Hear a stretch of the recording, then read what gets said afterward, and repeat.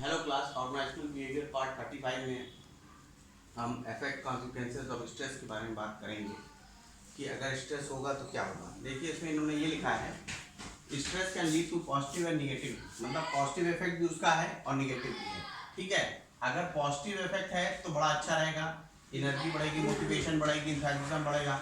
लेकिन अगर negative effect है तो वो तीन चीज़ों पे असर डालेगा। ठीक है, सबसे पहला इंडिविजुअल कॉन्सिक्वेंसेस, मतलब किसी एक पर्सन के ऊपर क्या इफेक्ट आता है। Change in behaviour such as drinking, smoking, violence, appetite disorder etcetera, उसका बिहेवियर चेंज हो जाएगा।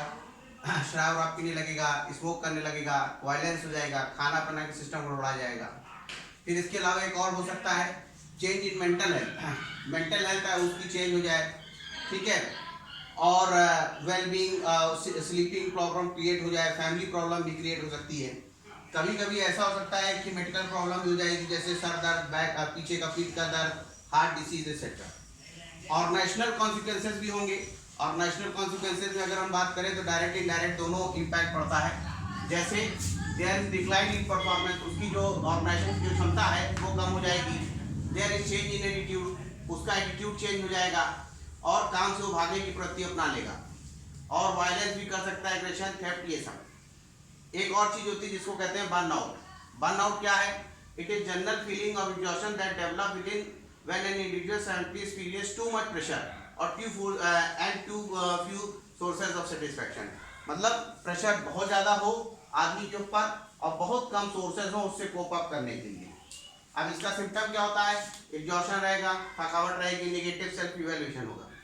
अब इसके कॉजेज क्या हो सकते हैं? जैसे मतलब कोई काम करे उसको रिकॉग्नाइज न किया जाए, कोई भी काम किया ऑर्गेनाइजेशन के बेनिफिट के लिए काम किया और वो गड़बड़ हो गया तो उसको नौकरी से निकाल दिया गया, इस टाइप से। Big consequences of failure, high stress time with no relaxation, जैसे अभी डॉक्टर्स फेस कर रहे हैं, जितने भी कोरोना वैरियर्स है वो सब बहुत स्ट्रेस है। अब जो मान लीजिए ये प्रॉब्लम जब कुछ समय बाद खत्म हो जाएगी तो उनको टाइम देना चाहिए, कम से कम 1-2 महीने की छुट्टी दे जिससे वो रिलैक्स कर पाए, लेकिन वो नहीं दिए, फिर किसी काम में लगा दिए तो फिर वो थोड़ा सा मुश्किल आती है, स्ट्रेस क्रिएट करती है। इम्पॉसिबल रिक्वायरमेंट, आपने इम्पॉसिबल लोगों से सोचना शुरू कर दिया कि हर जगह पे जैसे डॉक्टर्स हैं 24 घंटा काम कर रहे हैं इस वक्त, तो इस तरह का आप सोचने लगे वो भी इंसान है, कोई रोबोट थोड़ी ना है। ठीक है, फिर अनक्लियर रिक्वायरमेंट, आप चाहते किसी से क्या है ये क्लियर ही नहीं है, तो फिर ये दिक्कत आ जाती है, स्ट्रेस को कॉज करती है। Lack of belief in what you do, तुम जो कर रहे हो उसके ऊपर तुम्ही को विश्वास नहीं है, ठीक है, कि हम काम सही कर रहे हैं कि गड़बड़ है, तब तो फिर प्रॉब्लम क्रिएट करेंगी। या तो किसी एक चीज को आप मानिए ना या ना मानिए। और कई शिफ्ट में जब आदमी काम करना शुरू कर देता है, मॉर्निंग शिफ्ट, इवनिंग शिफ्ट काम करना शुरू करता है पैसे या किसी भी वजह से, तो भी प्रॉब्लम आना शुरू हो जाती है।